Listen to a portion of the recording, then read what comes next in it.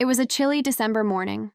I sat in my small room with a notebook on my lap, scribbling down random thoughts while the hum of the old heater filled the silence. Outside, faint Christmas. Lights from the neighborhood flickered against the frosted windows. For a moment, I allowed myself to feel at peace. Then my phone buzzed loudly on the nightstand. The screen lit up. Mom. I sighed before answering. Hello? Her voice was brisk, commanding as always. Emma, listen carefully. We're hosting Christmas dinner this year, and it has to be perfect. The Hendersons are coming, and maybe even Mr. Raymond from your father's office. I don't want any mistakes. You'll handle the arrangements. I swallowed. Arrangements?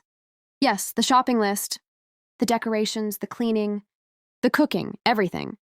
You know your brother has important exams and your father is too busy. This is your responsibility. I glanced around my cluttered room. My textbook sat untouched in the corner, buried under stacks of folded laundry I had yet to put away. My life always seemed to pause when my parents needed something. Still, I murmured, Okay, Mom, I'll do it.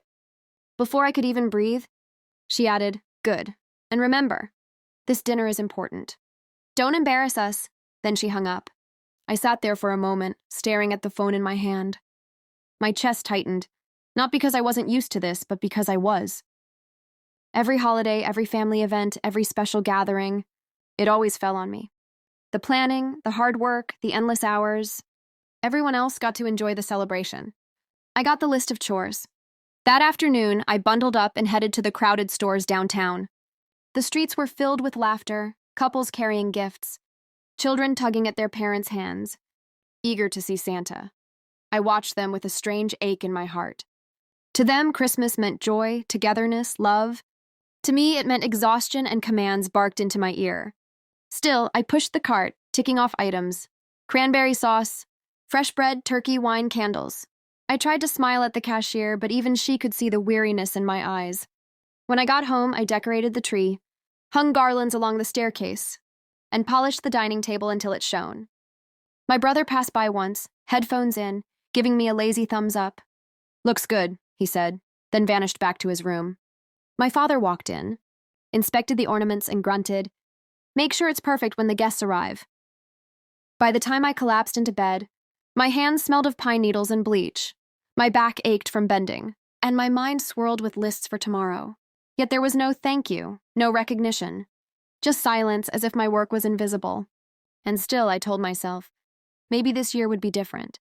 Maybe, just maybe, they'd look at me not as the girl who gets things done, but as their daughter. Little did I know. The real change was coming, but not the way I imagined. The week of Christmas turned into a blur of chores. Every morning, I woke up with the weight of 100 invisible tasks pressing down on me. There was no warmth in the house. No holiday spirit, only lists, instructions, and criticism. Emma, did you dust the shelves? The guests will notice. Emma, these cookies are too dry. Do them again. Emma, for God's sake, iron the napkins properly. They look wrinkled. That was the soundtrack of my December, my parents' voices, sharp and cold, reminding me with every word that I wasn't a daughter in their eyes. I was a worker, a background figure in their play of perfection. Sometimes I caught myself standing still, staring at the twinkling lights I had hung by the window, wishing they could warm the emptiness inside me. But the truth always hit harder. My parents didn't see me, not really. They only saw what I could do for them. I tried to smile through the pain. I hummed carols to myself as I folded tablecloths, but my voice cracked with unshed tears. My hands were red from washing dishes. My back ached from carrying heavy bags, and yet, no one noticed. My brother lounged in the living room, scrolling through his phone, occasionally asking, When's dinner ready? My father came home from work and inspected everything like a drill sergeant, pointing out flaws. My mother, her eyes never softened. Even when she looked at me, it felt like she was staring through me, as if I was nothing more than another piece of furniture in the house. One evening, exhausted beyond words, I sat on the kitchen floor, leaning against the cabinet, holding my aching hands. For a moment, I let the tears spill freely. I whispered to myself, Why am I never enough? Why can't they love me the way I need them to? But crying didn't change anything. When my mother walked in and saw me sitting there, she didn't ask if I was okay.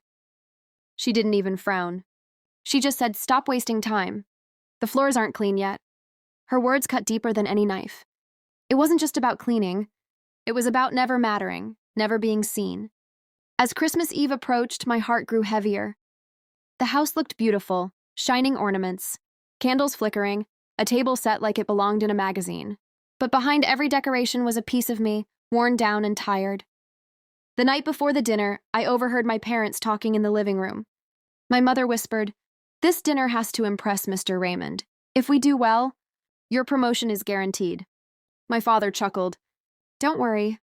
With Emma handling the grunt work, everything will be flawless. She might be useless otherwise, but at least she can clean and cook." I froze at the doorway, the words piercing my chest. Useless otherwise. That's what I was to them. Not a daughter, not a person with dreams and feelings. Just a tool, a means to an end. I pressed my hand against my mouth to keep from sobbing out loud. The tears streamed anyway, falling onto the floor I had just polished. At that moment, I realized I wasn't just tired. I was broken. And yet deep inside, something stirred. A whisper. A spark. One day they'll regret this. One day they'll see who I really am. I didn't know when or how, but I held on to that tiny flicker of hope as if it was the only gift I would ever receive. Because maybe, just maybe, Christmas miracles do exist. Christmas Eve finally arrived. The house sparkled as if it had been pulled straight from a glossy magazine. The tree glowed with golden lights. Garlands shimmered on the staircase, and the dining table was set with fine china my mother only brought out once a year. From the outside, it looked perfect. Inside me, however, was a storm no one could see. I had worked nonstop for days, cleaning, cooking, decorating, arranging every detail. Yet there I stood, wearing a plain dress, hair tied back, hands trembling from exhaustion. No one even thought to ask me to sit at the table as family. I was instructed to serve and keep quiet. The doorbell rang. My mother's face instantly brightened, her eyes sparkling in a way I had never seen when she looked at me. "They're here," she whispered, smoothing her dress. My father rushed to the door, putting on the biggest smile I had ever seen. First came the Hendersons, my parents' close friends. They exchanged warm greetings, laughter filling the room. I offered to take their coats, but they barely glanced at me, assuming I was hired help. Then, the moment everyone had been waiting for, the arrival of Mr. Raymond, the CEO of my father's company. The air shifted as he stepped in. Tall, confident, with a presence that seemed to command respect without a word. My father almost tripped over himself trying to shake his hand. "Welcome, sir. It's such an honor." My mother's voice turned sugar-sweet. "Please, make yourself at home. Everything tonight is for you." I stayed in the background, quietly serving appetizers, pouring drinks, making sure every guest was comfortable. I could feel my parents' eyes on me, not with pride, but with silent warnings. "Don't mess this up. Don't embarrass us." At one point, as I leaned over to place a tray of hors d'oeuvres on the table, my father barked, "Emma! Be careful, don't spill it." His tone was sharp, humiliating, as though I were a clumsy servant in front of their most important guest. My cheeks flushed, but I bit my tongue. The dinner continued with laughter and stories. My father boasted about his achievements at work, while my mother bragged about my brother's bright future. I stood silently, moving between the kitchen and the dining room, invisible and unacknowledged. But then something unexpected happened. As I was clearing a plate, Mr. Raymond's eyes followed me for a moment, longer than anyone else's, tilted his head, studying me with quiet curiosity, as if he sensed there was more to my presence than servitude. "Who is she?" he asked casually, glancing at my parents. My father's smile faltered for a split second. "Oh, that's just Emma, our daughter. She helps around the house." Just Emma. The words stung like poison. My parents laughed nervously, brushing it off as if I were an unimportant detail in their perfect evening. But Mr. Raymond didn't laugh. His gaze lingered, thoughtful, almost respectful. I felt my heart pound as if something monumental was about to happen. I returned to the kitchen, leaning against the counter, my chest heaving. Did he see me differently? Or was I imagining it, desperate for someone, anyone, to notice me? Little did I know that single question, "Who is she?" was the first crack in the wall my parents had built around me. And soon the cracks would shatter into pieces they could never repair. After that moment at the dinner table, when Mr. Raymond asked, "Who is she?" The air in the room shifted. My parents laughed it off, but I saw the flicker in his eyes. He wasn't satisfied with their vague answer. As the evening went on, I tried to stay invisible, quietly serving dishes and refilling glasses. My parents gave me sharp glances every time I lingered for more than a second, silently ordering me to disappear. But it was too late. The CEO's attention had already found me. When dessert was served, I placed the final plate on the table and turned to slip away. That's when I heard his voice, calm, steady, yet commanding. "Emma, isn't it?" I froze. No guest had ever called me by name before. Slowly, I turned back. His eyes met mine, not with dismissal, not with pity, but with genuine curiosity. "Yes, sir," I replied softly, almost afraid of the storm that would follow. He gestured toward the empty chair beside him. "Why don't you sit down for a moment? You've been working harder than anyone here tonight." The entire table went silent. My father nearly choked on his drink. My mother's smile twitched, her fingers tightening around her wine glass. "Oh, Mr. Raymond," my mother stammered. "She's fine where she is. Emma enjoys helping." But Mr. Raymond didn't move his gaze. His tone sharpened ever so slightly. "I insist." For the first time in my life, someone of power, someone my parents admired, had spoken for me. I felt my knees tremble as I slid into the chair. My parents looked as though they might faint. But they couldn't argue, not with him. He leaned slightly toward me, his voice lowering. "Tell me, Emma. What do you do? Not here, I mean, in life." I swallowed hard. My mind screamed, "Don't say too much. Don't embarrass them." But another voice whispered, "This is your chance." I study business," I admitted quietly. "I take online courses at night. And I've been working on a small startup idea." His eyebrows lifted. "A startup?" "Yes." My voice grew steadier, braver. "I design digital solutions for small businesses, apps to help them manage finances and inventory. I've been testing it with a few local shops." The table gasped softly. My parents looked horrified, as if I had just exposed a shameful secret. My father barked, "Emma, that's enough. Don't bore our guest with nonsense." But Mr. Raymond didn't look bored. He looked intrigued. "On the contrary," he said firmly. "I think it's remarkable." He turned back to me. "Do you have a prototype?" I hesitated. My heart thundered. "Yes, on my laptop." "Bring it," he said. Not a request, a command. I stood up on shaky legs, ignoring my parents' furious stares, and rushed upstairs. My hands trembled as I powered on my old laptop. The screen flickered, the fan whirred loudly, but it worked. I opened my project and carried it downstairs. When I set the laptop on the table, Mr. Raymond leaned in, eyes sharp with focus. My parents tried to laugh it off, muttering, "It's just a silly hobby," but he waved them silent. As I demonstrated my app, clumsy words, nervous clicks, I felt the room around me blur. For once, I wasn't invisible. For once, someone important was listening. When I finished, Mr. Raymond leaned back, a slow smile spreading across his face. He looked directly at my parents. "You've been hiding a gem in your own home," he said. "Do you realize how much potential your daughter has?" My parents' faces drained of color. My mother opened her mouth, then closed it. My father cleared his throat, stammering, "Well, she just tinkers around. Nothing serious." But Mr. Raymond's eyes locked onto me again. His voice carried weight, final and undeniable. "From what I see, she's more than serious. She's the kind of mind I'd like to work with." My breath caught.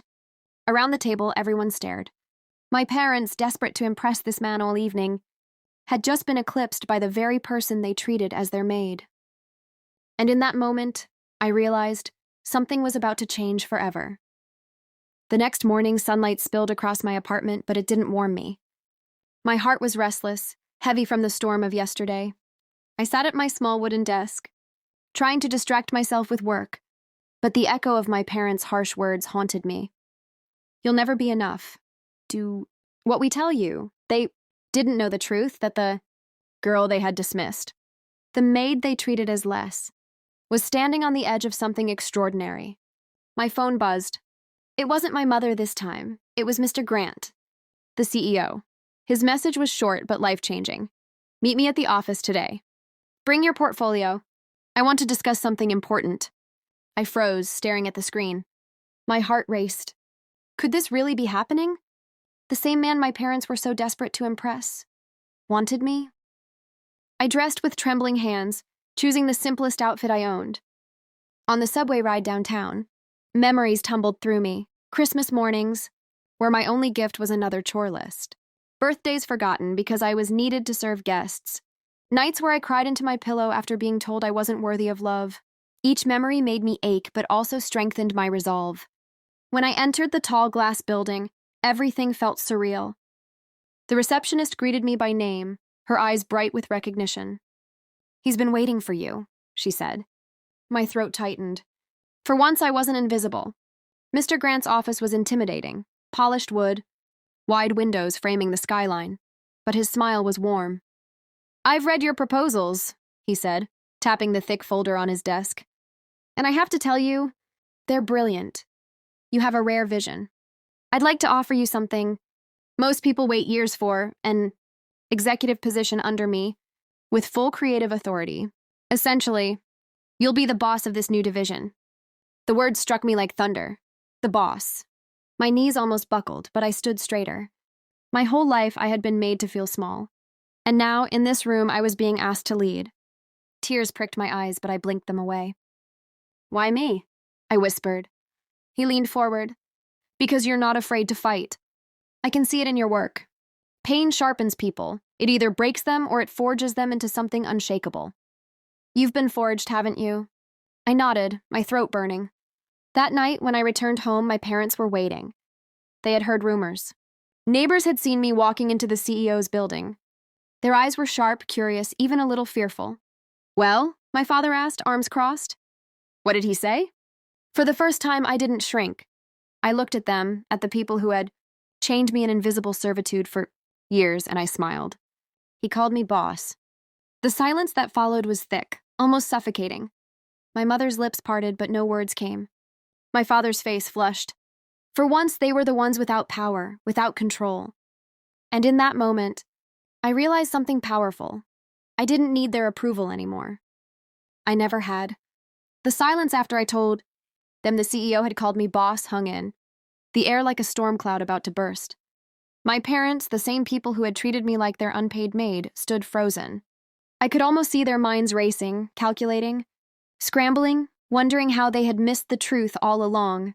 My father finally spoke, his voice tight. "You're lying. Why would someone like him call you that? You've always been just you. Just you." The words hit like a familiar sting, but they didn't hurt anymore. I had grown beyond their insults. I met his eyes calmly. Because he sees what you refuse to see. My worth, my talent, my strength. My mother's face softened for a flicker of a moment, but then hardened again. "So, now that you've impressed him, you'll finally make us proud? You'll bring us into your new world, introduce us to your boss, let us shine too?" I almost laughed. The irony was unbearable. For years, they had demanded I cook, clean, and host for their ambitions, never caring if I was happy. And now, when I finally had power, they wanted to use me again. "No," I said simply. The word sliced through the air like a blade. They stared at me as if I'd grown horns. My father's face turned red. "You owe us everything. We raised you, fed you, gave you a roof." I stepped closer, my voice steady but full of fire. "You didn't raise me, you used me. You didn't feed me, you gave me scraps while you served feast to strangers. You didn't give me a roof, you trapped me under it like a servant. I owe you nothing." My mother gasped, clutching her chest. My father's hands shook with fury, but I didn't stop. The dam had broken, and every drop of buried pain poured out. I begged for your love, and you gave me chores. I begged for your approval, and you gave me shame. But the world out there, it saw me, he saw me, and now I'm free. Tears burned in my eyes, but they weren't tears of weakness. They were the tears of someone finally cutting chains. I turned toward the door, grabbing my coat. My father barked, "If you leave now, don't ever come back." I paused, hand on the knob, and whispered without looking back, "That's the first gift you've ever given me." And then I walked out. Months later, Christmas arrived again. Only this time, I wasn't scrubbing dishes or hiding in a corner while others celebrated. I was standing in the glass conference hall of my new division, the city skyline glowing behind me. My team, the family I had chosen, gathered around, laughing, toasting, believing in me. As the clock struck midnight, I raised my glass.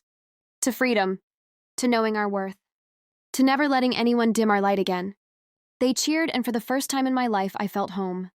Somewhere across town, my parents were probably sitting in their cold living room, wondering how the maid they had dismissed had risen higher than they ever dreamed. But that was their lesson to carry. Mine was simple. A parent who doesn't value their child doesn't deserve to share their success. And that truth was the sweetest revenge of all.